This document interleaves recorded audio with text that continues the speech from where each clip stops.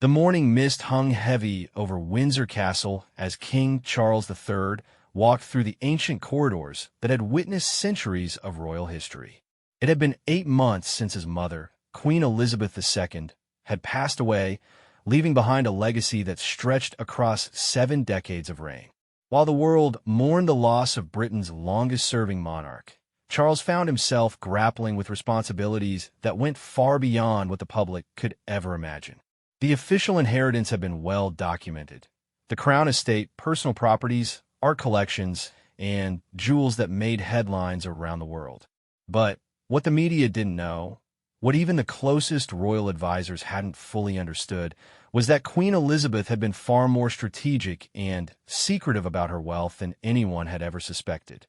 It was on a particularly gray Tuesday morning when Sir Michael Stevens, the keeper of the Privy Purse, approached Charles with a leather-bound folder that would change everything. The folder contained a handwritten letter from the late Queen, sealed with her personal stamp and marked with instructions that it should only be opened after her death and only by her successor. Charles retreated to his private study, the same room where his mother had conducted much of her personal business. The walls were lined with first-edition books, and the morning light filtered through tall windows that overlooked the castle gardens. With trembling hands, he broke the wax seal and began to read his mother's final communication to him. "My dearest Charles," the letter began in her familiar, elegant script. "If you are reading this, then I have departed this world, and the crown has passed to you as it was always meant to. Throughout my reign, I have not only served as your queen, but also as a guardian of treasures and secrets that have been accumulated over generations. What I am about to reveal to you has been known only to me and a select few trusted individuals who have sworn oaths of secrecy."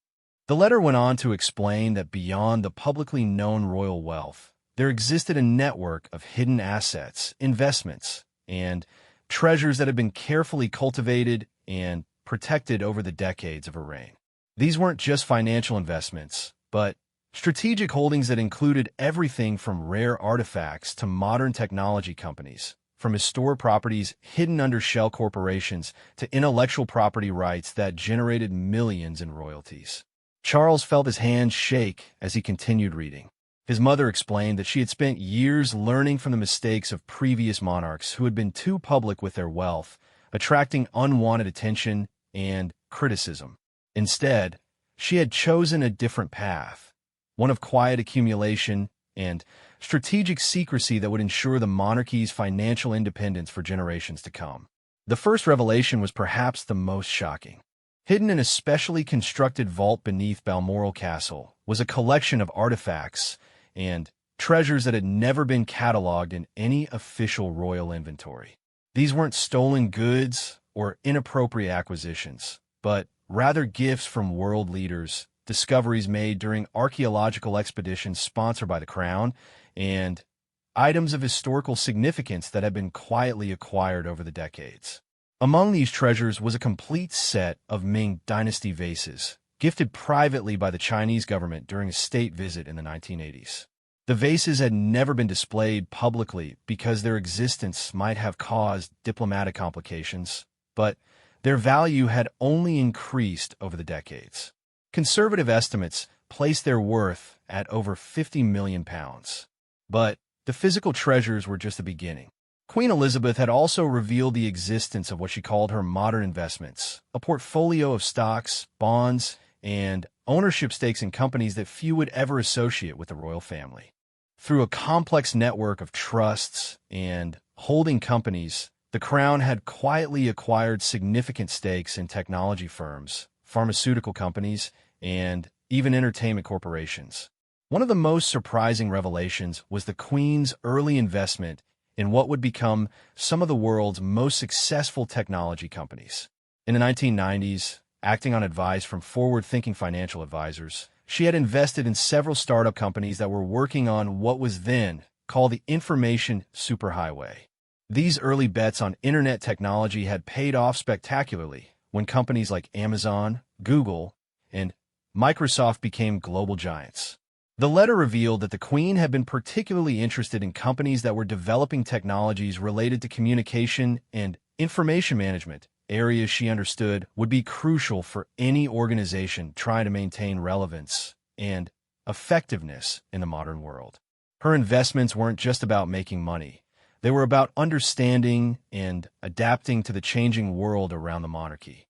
Charles discovered that his mother had also been quietly acquiring real estate around the world, not in the name of the crown, but through private companies that couldn't be easily traced back to the royal family.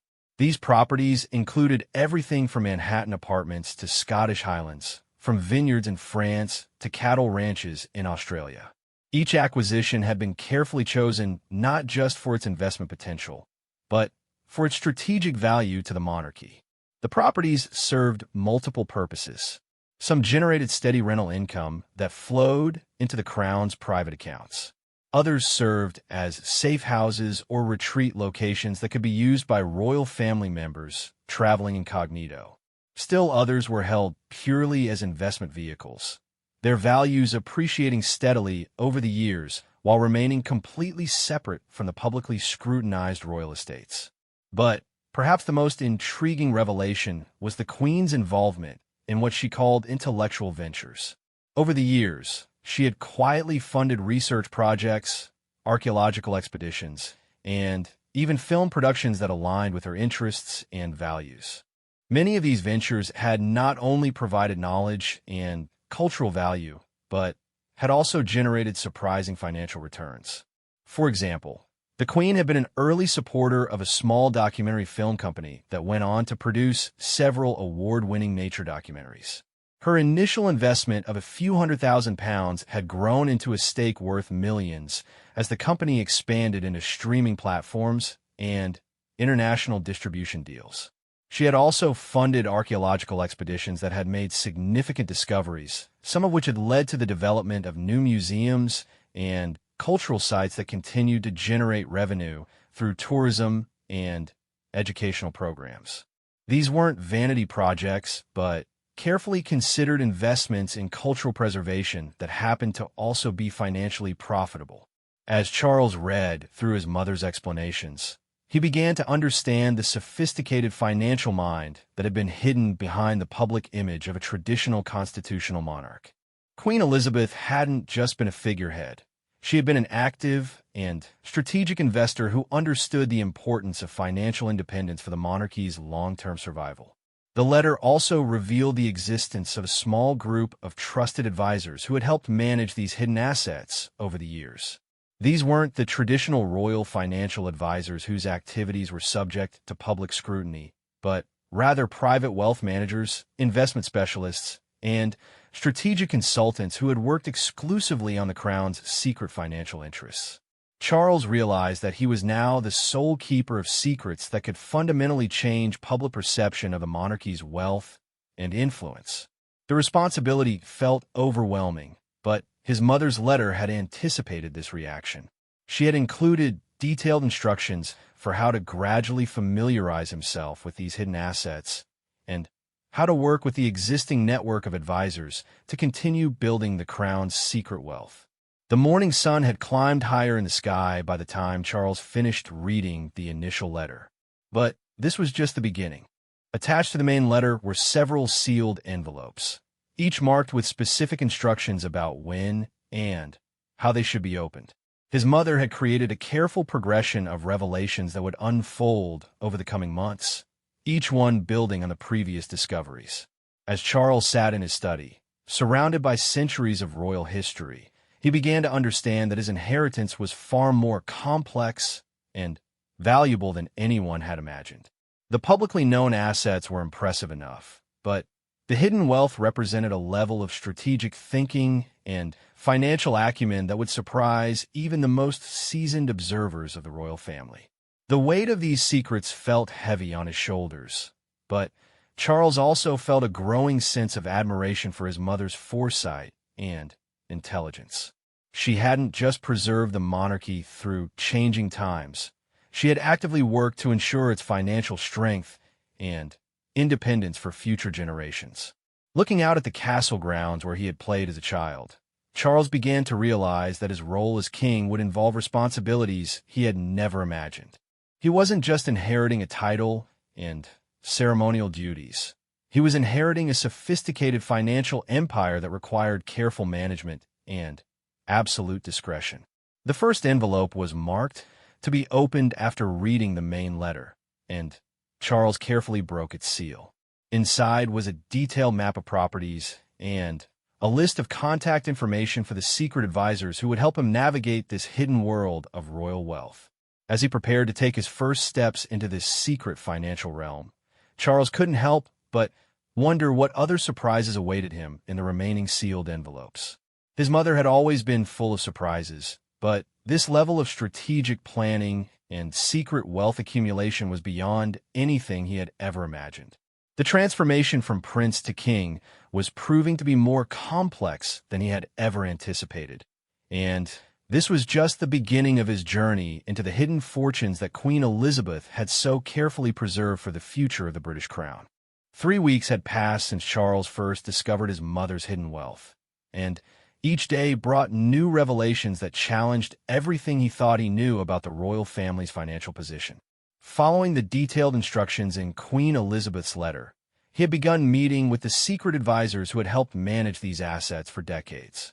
The first meeting took place in an unremarkable office building in central London, far from the pomp and circumstance of royal palaces. Charles arrived without his usual security detail, dressed in simple civilian clothes, feeling more like a nervous businessman than a king. The building directory listed the company as Heritage Consulting Services, but this bland name concealed one of the most sophisticated wealth management operations in Europe. Margaret Whitfield, a sharp-eyed woman in her 60s, had been Queen Elizabeth's primary secret financial advisor for over 30 years. She greeted Charles with the respect due to a monarch, but also with the familiarity of someone who had worked closely with his family for decades. Her small, cluttered office was filled with locked filing cabinets and multiple computer screens that displayed constantly updating financial data. "Your Majesty," she began, "your mother was one of the most astute investors I've ever worked with. What you discover in her letter is just the beginning." She understood that the monarchy needed to evolve financially to survive in the modern world. Margaret pulled out a thick folder marked with the royal cipher and began explaining the scope of the hidden investments. The technology stocks that Queen Elizabeth had acquired in the 1990s had multiplied in value far beyond anyone's expectations. Her early investment in a small search engine company had grown into a stake worth over £200 million when that company became one of the world's largest technology corporations. But the technology investments were just one aspect of a much larger strategy. Queen Elizabeth had also been quietly acquiring shares in pharmaceutical companies that were developing treatments for diseases affecting the Commonwealth countries. These weren't just financial investments. They represented her genuine concern for the health and welfare of people across the former British Empire. One particularly successful investment involved a small biotechnology company that was working on treatments for tropical diseases. The Queen's initial investment had helped fund crucial research that led to breakthrough treatments for conditions that primarily affected developing nations. As the company's treatments gained international recognition and approval, the value of the Crown's investment had increased dramatically while also contributing to genuine humanitarian benefit. Margaret explained that Queen Elizabeth had been particularly interested in what she called impact investing, investments that generated both financial returns and positive social outcomes. This approach reflected her deep understanding that the monarchy's long-term survival depended not just on wealth accumulation, but on maintaining relevance and contributing positively to society. Charles learned that his mother had also been an early investor in renewable energy projects, recognizing both their financial potential and their importance for environmental conservation. Through various holding companies, the Crown owned significant stakes in wind farms across Scotland, solar installations in Australia, and hydroelectric projects in Canada. These investments generated steady income while also supporting the transition to sustainable energy. The real estate investments proved to be even more extensive than the initial letter had suggested. Margaret showed Charles detailed maps and property records revealing a global portfolio of holdings that spanned 6 continents. In New York, the Crown owned several floors of a prestigious Manhattan office building, generating millions in annual rental income from high-end corporate tenants. In Hong Kong, they held stakes in commercial developments that had appreciated enormously as the city grew into a major financial center. But perhaps the most surprising real estate holding was a collection of historic properties in Eastern Europe that had been quietly acquired after the fall of communism. Queen Elizabeth had recognized that these properties, many of which had connections to British royal history from previous centuries, would eventually become valuable both as investments and as cultural heritage sites. One particularly significant property was a castle in Romania that had once belonged to a distant relative of the British royal family. The Queen had acquired it through a complex series of transactions in the 1990s, when the Romanian government was privatizing state-owned properties. After years of careful restoration funded by Crown investments, the castle had become a popular tourist destination that generated substantial revenue while preserving important European heritage. Margaret then revealed another layer of the Queen's financial strategy: her involvement in the entertainment industry. Through carefully structured investments, the Crown had acquired stakes in film production companies, music publishers, and even theme park operators. These investments reflected the Queen's understanding that modern monarchy needed to maintain cultural relevance and connection with popular culture. One of the most successful entertainment investments had been in a small animation studio that went on to produce several internationally successful animated films. The Queen's initial investment had been motivated by her interest in supporting British creative talent, but it had also proven to be financially astute as the studio's films became global phenomena, generating hundreds of millions in revenue. The Crown had also invested in music publishing rights, acquiring catalogs of songs by British artists whose music had stood the test of time. These investments generated steady royalty income every time the songs were played on radio, used in films, or streamed on digital platforms. The Queen had understood that intellectual property could be just as valuable as physical assets, and often more liquid. As Charles absorbed this information, Margaret introduced him to other members of the secret advisory team. There was David Chun, a technology investment specialist who had helped guide the Crown's investments in Silicon Valley startups. His background in computer engineering and business development had been invaluable in identifying promising companies before they became household names. There was also Sarah Al-Rashid, an expert in international real estate who had managed the Crown's property acquisitions across the Middle East and Asia. Her deep understanding of local markets and cultural sensitivities had enabled the Crown to make investments in regions where many Western investors had struggled to operate effectively. The team also included Dr. James Mitchell, an academic-turned-investment advisor who specialized in identifying investment opportunities related to scientific research and development. His connections in universities and research institutions around the world had helped the Crown invest in promising technologies while they were still in the early development stages. Charles learned that this advisory team met quarterly to review the performance of existing investments and identify new opportunities. They operated with complete independence from the traditional royal financial advisors, maintaining absolute secrecy about their activities and the Crown's involvement in various investments. The meeting revealed another crucial aspect of Queen Elizabeth's strategy: geographic diversification. She had understood that political and economic instability could affect any single country or region, so she had deliberately spread the Crown's secret investments across multiple continents and currencies. This approach had protected the wealth from various economic crises over the decades, while also taking advantage of growth opportunities in emerging markets. Margaret showed Charles detailed performance reports that demonstrated how this diversified approach had generated consistent returns even during periods when traditional royal investments were struggling. During the 2008 financial crisis, for example, While many institutional investors suffered significant losses, the Crown's secret portfolio had actually gained value due to strategic investments in companies that benefited from economic uncertainty. One particularly clever investment strategy involved acquiring stakes in companies that provided essential services during economic downturns. The Queen had invested in discount retail chains, debt collection agencies, and bankruptcy consulting firms, businesses that thrived when times were tough.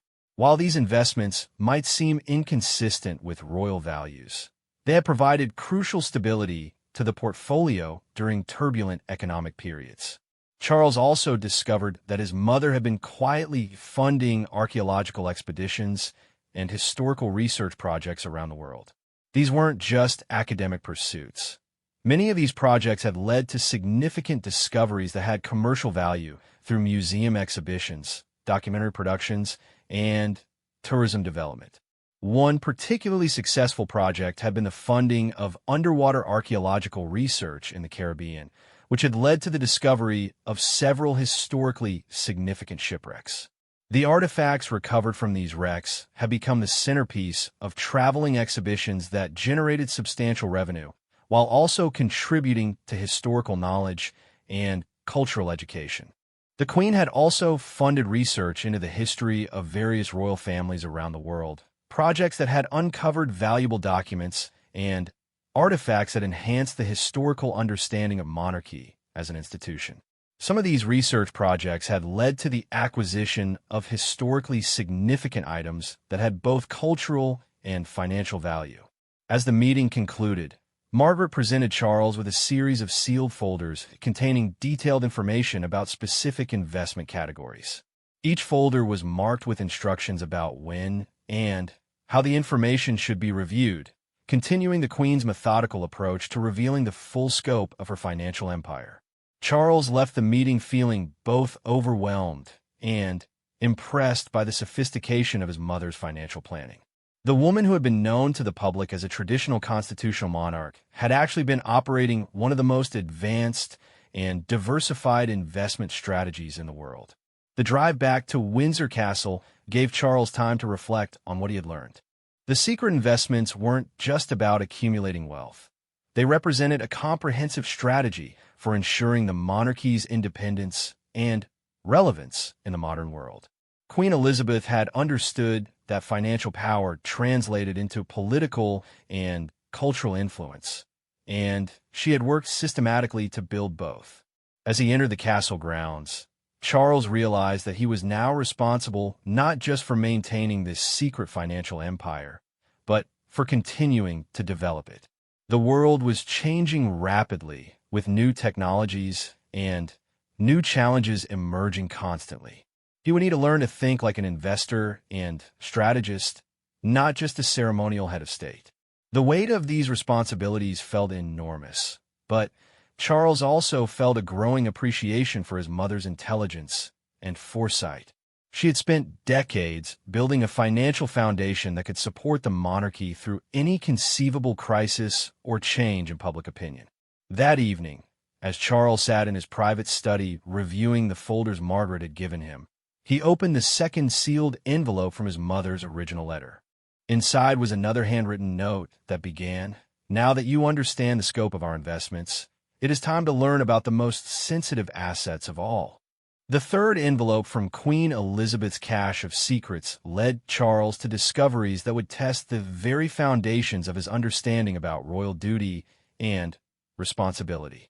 Following his mother's precise instructions, he found himself standing before a hidden entrance in Balmoral Castle that he had never known existed, despite having spent countless summers there since childhood. The entrance was concealed behind what appeared to be a standard bookshelf in the castle's library.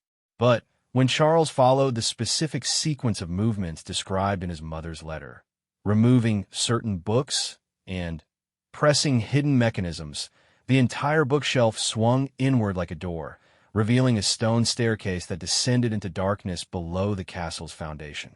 Armed with a flashlight and the detailed map his mother had provided, Charles descended the narrow stairs, his footsteps echoing in the confined space. The air grew cooler as he went deeper, and he could smell the distinctive scent of ancient stone and carefully controlled humidity. At the bottom of the stairs, he found a heavy steel door with an electronic lock that accepted the code his mother had provided.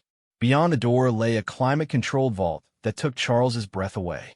The space was larger than he had expected, with professional museum-quality lighting and storage systems.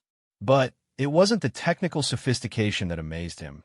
It was the incredible collection of artifacts, documents, and treasures that filled the carefully organized space. The first section contained items that clearly belonged in the world's greatest museums. There were ancient Egyptian artifacts that had never been publicly documented, including several small but exquisitely crafted golden statues that appeared to date from the reign of Tutankhamun. These weren't items that had been stolen or improperly acquired. According to the detailed documentation his mother had left, they had been gifts from the Egyptian government during a particularly sensitive diplomatic negotiation in the 1970s. Moving deeper into the vault, Charles discovered a collection of medieval manuscripts that included several documents he recognized from his historical studies. There was a partial copy of the Magna Carta that predated the famous versions held in the British Library, along with correspondence between medieval English kings and foreign rulers that provided unprecedented insights into historical diplomatic relationships. But perhaps the most shocking discovery was a section of the vault dedicated to what his mother had called modern acquisitions. These were items that Queen Elizabeth had quietly purchased or acquired over the decades when they became available through private sales or estate auctions. Many were items with strong connections to British history that she believed should remain in British hands rather than disappearing into private collections or foreign institutions. Among these modern acquisitions were personal letters written by Winston Churchill during World War II that had never been published or studied by historians. The letters revealed details about Churchill's private thoughts and concerns during some of the war's darkest moments. Queen Elizabeth had acquired them when they were offered for sale by a private collector, ensuring they would remain available for future historical research. There's also a collection of scientific notebooks that had belonged to Charles Darwin, containing observations and theories that had never been published. These notebooks provided insights into Darwin's thought processes and included sketches and notes that would be invaluable to researchers studying the development of evolutionary theory. But the vault contained more than just historical artifacts. Charles discovered that his mother had also been collecting contemporary artworks by artists she believed would become historically significant. The collection included early works by artists who had since become internationally renowned, representing millions of pounds in current value. One particularly impressive section contained paintings and sculptures by artists from Commonwealth countries, works that Queen Elizabeth had acquired to support emerging artistic talent, while also building a collection that represented the cultural diversity of the modern Commonwealth. These acquisitions had been motivated by both artistic appreciation and strategic cultural diplomacy. The vault also revealed Queen Elizabeth's involvement in what could only be described as cultural preservation efforts that bordered on intelligence operations.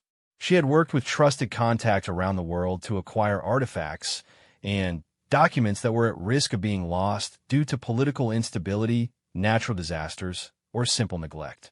One remarkable example was a collection of ancient Buddhist texts that had been rescued from Tibet during political upheavals in the 1960s.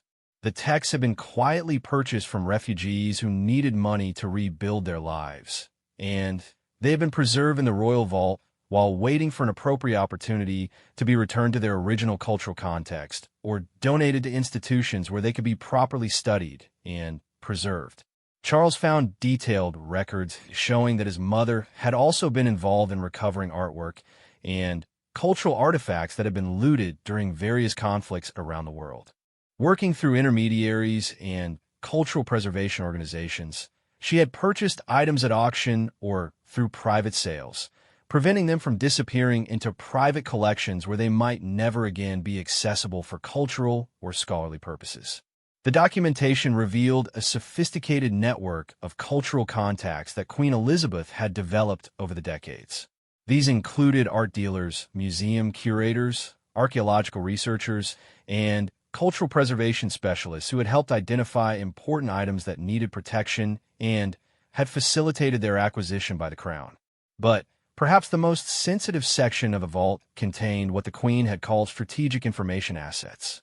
These were documents, recordings, and other materials that had potential diplomatic or political significance. Charles found carefully organized files containing private correspondence between world leaders, transcripts of sensitive diplomatic conversations, and even audio recordings of private meetings that had taken place over the decades. These materials hadn't been acquired through espionage or inappropriate surveillance. Instead, they represented the accumulation of information that had come to the Queen through her official duties and personal relationships with world leaders. Rather than destroying these materials or turning them over to government archives where they might be used for political purposes, she had preserved them as part of what she saw as the institutional memory of the modern monarchy. The recordings included private conversations with American presidents, Soviet leaders during the Cold War, and various Commonwealth prime ministers discussing sensitive political and economic issues.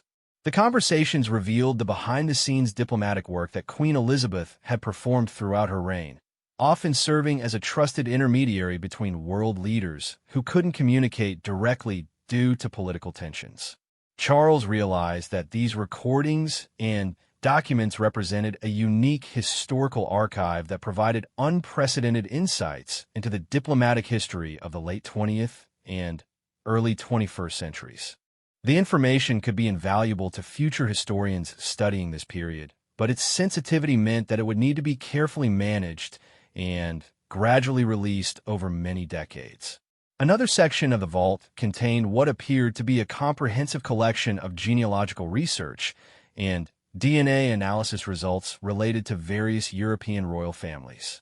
Queen Elizabeth had apparently commissioned extensive research into royal lineages, using both traditional historical methods and modern genetic analysis to verify and document family relationships.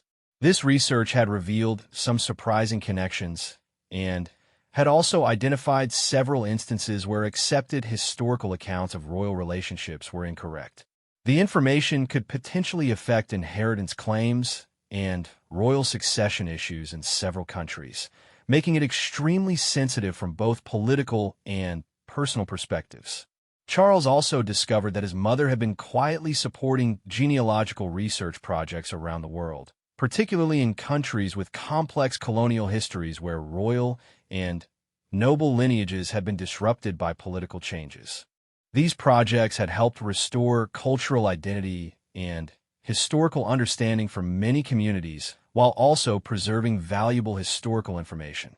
The vault contained yet another surprise: a collection of modern technology devices that documented the Queen's sophisticated understanding of communications and information technology. There were early computers, mobile phones, and digital storage devices that had been used for managing the secret financial and cultural operations. Charles found evidence that Queen Elizabeth had been an early adopter of digital technology, recognizing its potential both for managing complex information and for maintaining secure communications with her network of advisors and contacts around the world. She had worked with technology experts to develop secure communication systems that allowed her to coordinate her various secret activities without detection. The technology collection also included prototypes and early versions of devices that had later become commercially successful. The Queen had apparently been involved in funding research and development projects that had contributed to advances in secure communications, data storage, and digital privacy protection. As Charles explored deeper into the vault, he began to understand that his mother had been operating what amounted to a private cultural and diplomatic intelligence service. Her network of contacts, her systematic collection of information and artifacts, and her strategic investment had created a unique institutional resource that supported both the monarchy's financial independence and its cultural influence. The scope and sophistication of these operations was breathtaking, but Charles also felt the enormous weight of responsibility that came with inheriting these assets. The materials in the vault weren't just valuable. They were potentially explosive if mishandled or if their existence became publicly known. His mother's letter had anticipated these concerns. Among the documents in the vault was a detailed manual she had written explaining how to manage these sensitive assets, including guidelines for determining when and how information might eventually be released to historians or cultural institutions, and procedures for ensuring the continued security and preservation of the most sensitive materials. Charles spent hours in the vault, examining artifacts and reading through documents, gradually understanding the incredible complexity of what his mother had built over her decades of reign. It wasn't just a collection of valuable items. It was a carefully constructed archive of modern history and a strategic resource that could support the monarchy's cultural and diplomatic influence for generations to come.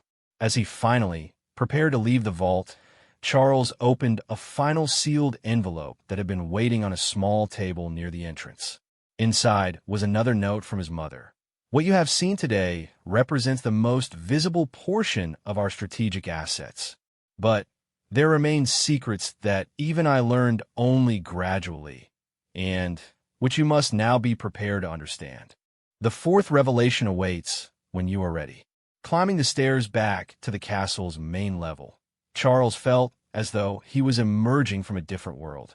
The weight of secrets and responsibilities he now carried seemed almost impossible to bear. But he also felt a profound admiration for his mother's intelligence, foresight, and dedication to preserving and protecting Britain's cultural and political heritage. The transformation from prince to king was proving to involve challenges he had never imagined, and he was beginning to understand that the most difficult tests still lay ahead.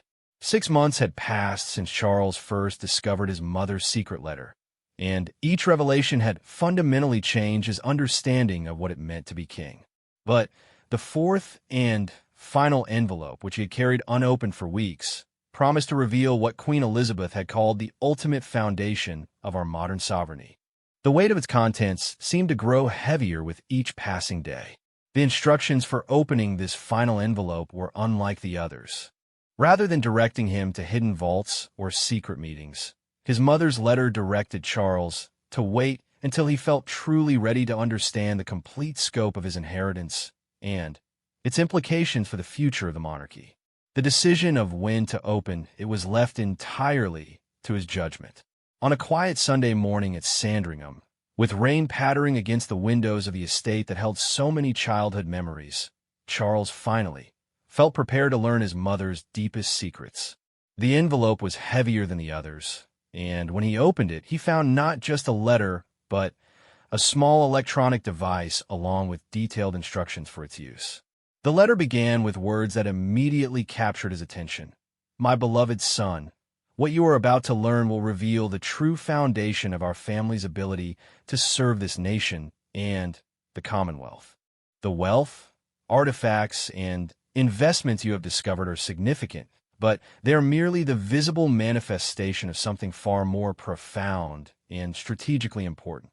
Following the letter's instructions, Charles activated the electronic device, which revealed itself to be a sophisticated communication system. Within moments, he was connected to a video conference with individuals he had never met but whose credentials and authority were immediately apparent from their manner and the briefing materials that appeared on the device's screen. The first person to speak was Dr. Elizabeth Hartwell, who introduced herself as the director of what she called strategic continuity operations.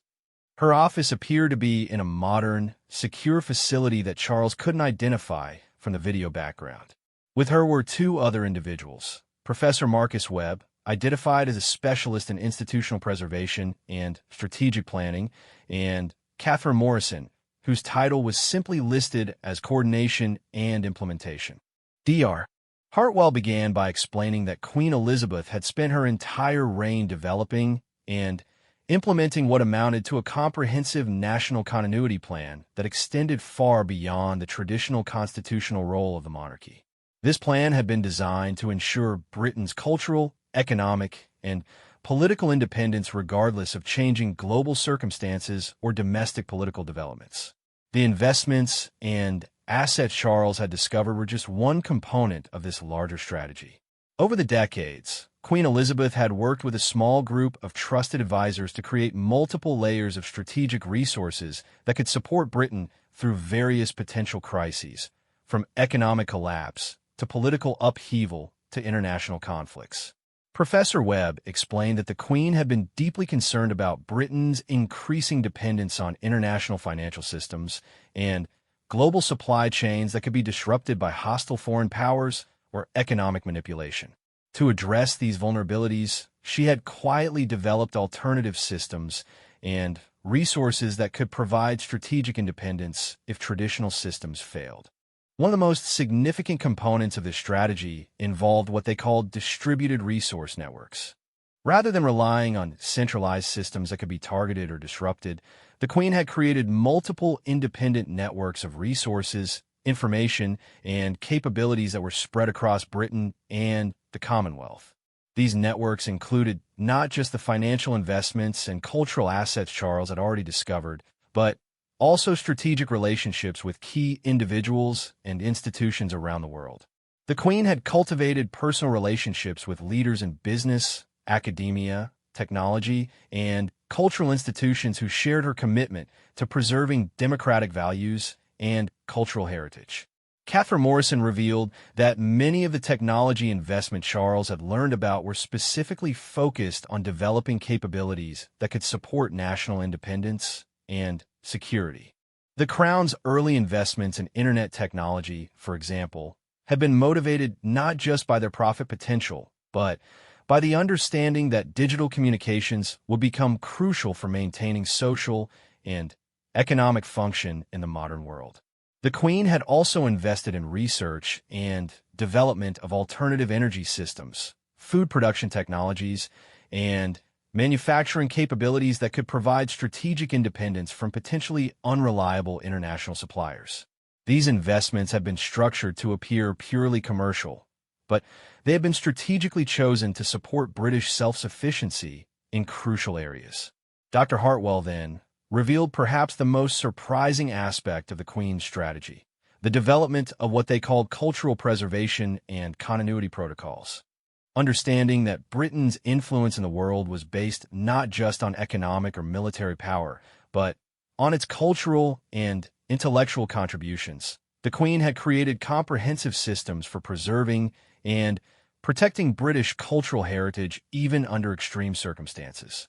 The cultural artifacts and historical documents in the Royal Vault were part of a much larger distributed preservation system. Similar collections existed in secure locations around the Commonwealth, each containing copies of crucial historical documents, cultural artifacts, and intellectual works that represented the best of British and Commonwealth civilization. These preservation sites were designed to survive various potential disasters, from natural catastrophes to wars to social collapse.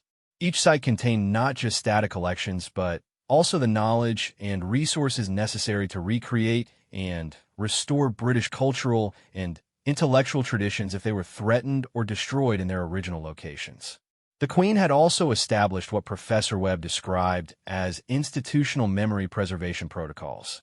These involved comprehensive documentation of how British institutions actually functioned, including informal traditions, decision-making processes, and cultural practices that weren't recorded in official documents, but that were crucial for maintaining effective governance and social cohesion. This documentation included detailed records of how the monarchy, Parliament, the civil service, and other key institutions had evolved over time, along with analysis of what had made them successful and how they could be adapted to meet future challenges. The knowledge was preserved in multiple formats and locations to ensure it would survive even dramatic social or political changes. Charles learned that his mother had also been quietly supporting research into alternative forms of governance and social organization that could preserve democratic values and individual freedom even under changed circumstances. This research had been conducted by scholars and institutions around the world, with the results contributing to a comprehensive understanding of how free societies could adapt and survive in an uncertain future. The communication system revealed another layer of the Queen's strategy, a global network of individuals and institutions that have been quietly prepared to support British interests and values regardless of changing political circumstances. This network included not just official diplomatic contacts, but also private citizens, business leaders, academic researchers, and cultural figures who shared commitment to the principles the monarchy represented. Dr. Hartwell explained that this network had been carefully cultivated over decades, with each member understanding their potential role in supporting British interests while also pursuing their own legitimate activities and interests. The network wasn't designed for espionage or manipulation, but rather for mutual support and coordination during potential crisis situations. The Queen had also established comprehensive educational and training programs that had been quietly preparing future generations of leaders who understood both traditional British values and the skills necessary for navigating an increasingly complex global environment. These programs operated through existing educational institutions, but included additional elements that weren't part of standard curricula. Catherine Morrison revealed that many of the charitable and cultural organizations that the royal family had supported over the years had actually been serving dual purposes. In addition to their stated charitable or cultural missions, they had been developing capabilities and resources that could support national continuity during crisis situations. For example, various environmental conservation organizations had been mapping and protecting natural resources that could become strategically important. Cultural preservation societies had been documenting and preserving traditional skills and knowledge that might be needed if modern systems failed. Educational charities had been developing alternative learning systems that could function independently of traditional institutions. Charles began to understand that his mother had essentially created a comprehensive backup system for British civilization itself. She had recognized that the world was becoming increasingly unstable and unpredictable, and she had worked systematically to ensure that the values, knowledge, and capabilities that made Britain distinctive could survive any conceivable disaster or disruption.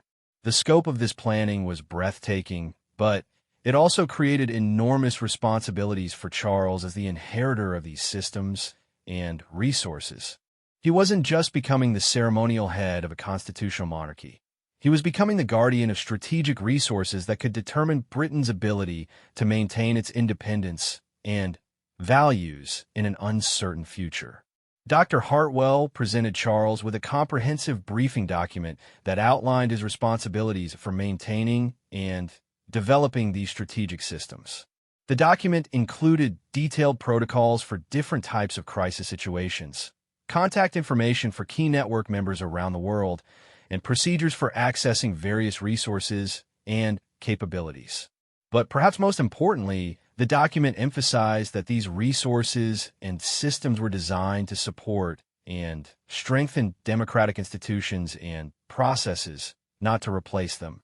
The Queen's strategy had been based on the understanding that monarchy could serve as a stabilizing force that preserved continuity and provided strategic resources while supporting elected government and individual freedom. Professor Webb explained that the Queen had always intended for these systems to evolve and adapt over time.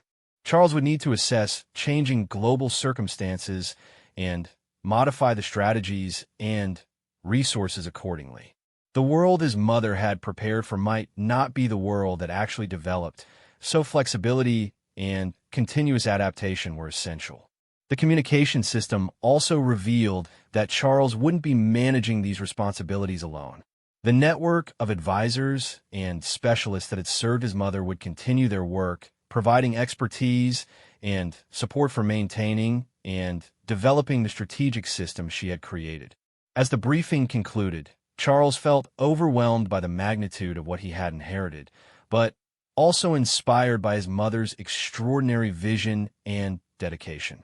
She had spent her entire reign working to ensure that Britain could maintain its independence and values regardless of changing circumstances, and she had created resources and capabilities that few people could even imagine. The final document in the package was another handwritten letter from his mother. Charles, you now understand the complete scope of your inheritance. These resources and responsibilities may seem overwhelming, but they represent the culmination of 70 years of careful planning and preparation. Use them wisely, adapt them to meet the challenges you will face, and remember that their ultimate purpose is to serve the people of Britain and the Commonwealth. As Charles sat in the quiet of his study, watching the rain continue to fall outside, he realized that his transformation from prince to king involved responsibilities that extended far beyond anything the public could imagine. He wasn't just inheriting a title and ceremonial duties. He was inheriting stewardship of resources and systems that could determine the future of British civilization itself. The weight of these secrets and responsibilities felt enormous, but Charles also felt a profound sense of purpose and determination. His mother had spent her life serving her people in ways they would never know about, and now it was his turn to carry on that tradition of service and protection. The hidden fortunes he had inherited weren't just about wealth or power. They represented a comprehensive strategy for preserving freedom, culture, and human dignity in an uncertain world. As King Charles III, he would need to prove worthy of this incredible trust and responsibility, continuing his mother's work of quietly protecting the future while publicly serving the present. The rain had stopped, and morning sunlight was beginning to filter through the clouds outside his window. Charles carefully secured all the documents and devices, understanding that his education in the full scope of his royal inheritance was now complete. The real work of being king, with all its hidden complexities and responsibilities, was just beginning.